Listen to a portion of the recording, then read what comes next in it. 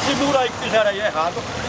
Não tem condição de ser duas faixas ali, entendeu? Porque o pessoal, quando atravessa aqui, que bota o pé do outro lado, movimento do outro lado, o pessoal é todo atropelado.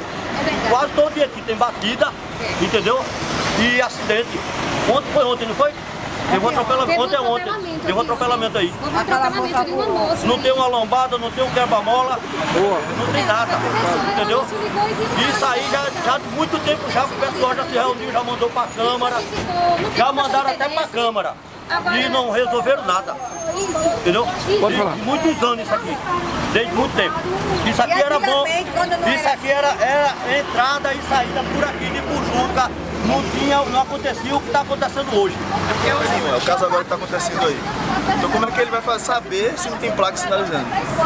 Não tem uma faixa de pedestre explicando ao motorista, pelo menos, a educação de trânsito, que ele tem que parar para o pedestre passar.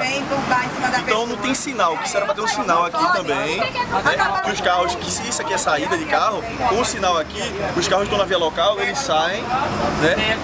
Assim, eu não vou dar aula de infraestrutura a pessoas que são estudadas e rodadas, né? Eu simplesmente observo, como bom observador, vejo que isso aqui não tem condições nenhuma. É só para enfeitar o centro de uma cidade que, assim, enfim, não significa nada colocar ponto sem ter realmente sinalização.